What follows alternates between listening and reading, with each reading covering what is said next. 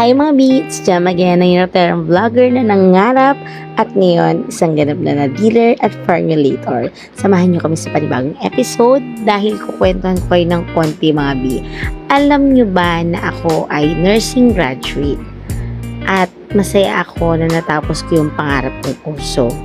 Pero ganun pa man, hindi man ako nandoon sa lugar na dapat pinagtatrabahuan ko ngayon, ay proud pa rin akong i-share sa inyo kung ano yung racket ko or trabaho ko. Hindi kasi madali ang subukang pumasok sa isang negosyo lalo na't wala kang aray or yung tinatawag natin na kapital. Yes mga B, kaya nga nagsubok-subok din kami noon na umutang, magpa-CI, tapos syempre lagapak lang din mga B at hindi nga maaaprobahan. Paano ba naman ako maaaprobahan ng mga panahon na yun Ni wala nga ako savings. Ang lakas lang talaga ng karisma or ng pangarap ko na magsubok na magnegosyo. Anyways, back 2013 nung nag-start kami, wala talaga kami puhunan. Kaya naman nag-start kami na magnegosyo ng scrap lang. As in yung pambahay lang na mga gamit, tapos isang gas dryer. Ang dami ko rin question nun kasi sabi ko, ba't ganun? Ang hirap. Kasi after 10 years, parang ang hirap-hirap talaga. Hindi ko alam kung paano namin may raraos. Pero nakikita ko ng potential yung laundry. At ang dami naming natutunan. Pero kahit ganun pa man, ang dami naming mga naging client na mga bigatin. Marie France, Pelo, facial care, mga ganyan as in. Kasi bidding yun. So, ang dami namin naging experience na yun pala. Kaya pala namin napagdaanan lahat yun para ituro naman ito sa mga generation ngayon na papasok sa laundry business. Kasi tingnan mo nga naman, after isang dekada, eto na kami ngayon. Ganap na kaming installer, authorized dealer. Ayan, kami yung nag-i-install ng mga laundry shop.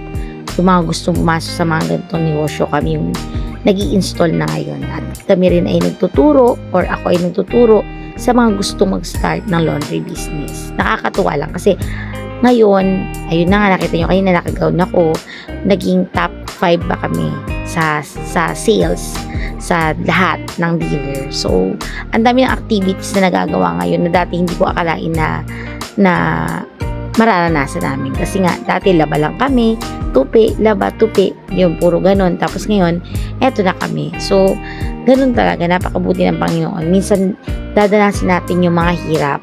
Hindi para pahirapan tayo, kundi para mag-gain tayo ng knowledge dahil magiging blessing din ito. Hindi lang sa atin, kundi para sa iba na tayo pala ay magtuturo, tayo pala ay mag-share ng mga nalaman natin. Kasi kung di rin natin naranasan yun, wala tayong nag-gain na knowledge. Kaya naman nakakatuwa.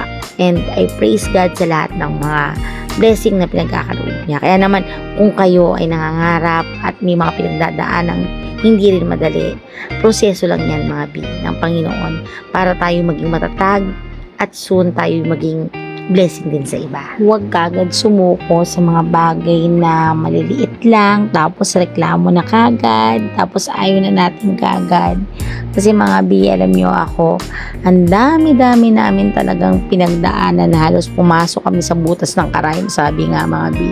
Pero kahit ganun pa man, palagi kong iniisip na blessing ito ng Panginoon at hindi siya gagawa ng mga bagay na hindi syempre natin kaya at palagi tayong may matututunan sa bawat hamon. Kasi nga mga B, akalain mo yun, after namin pagdaanan lahat yon at hindi rin namin sinukuan at lahat yon may kasamang dasal sa Panginoon na lagi kong tinatanong kung itutuloy pa ba namin, kung para sa amin pa ba, pero palagi naman siyang nandyan para sumagot sa mga dasal namin.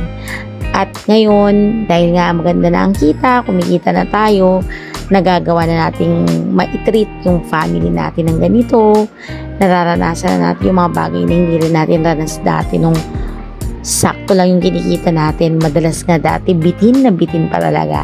Kaya nga mga binakakatuwa kasi natitreat na natin yung family natin ng ganito, nagagawa na natin yung mga bagay na magpapasaya sa kanila. Siyempre yung kaligayahan ng pamilya natin, mga kaibigan natin, mga kapatid, mga lahat ng mahal natin ay kaligayahan na rin natin. Kaya naman, ituloy lang natin palagi ang pangarap natin dahil nga kami nagpapatotoo dahil napakabuti ng Panginoon. Lagi mo lang talagang idasal sa Kanya, lalo na pag hindi mo na maintindihan. Kaya kami, sobrang thankful ako kay Lord kasi naibibigay ko na yung magandang buhay para sa mga anak ko, syempre lalo na, at sa aking pamilya, sa aking mga magulang, mga kapatid, at syempre sa amin ni Dada. Masaya kami na nakakatulong at nagiging blessing din kami sa iba. Ayun ang mga bisa na follow nyo kami and share this video. God bless!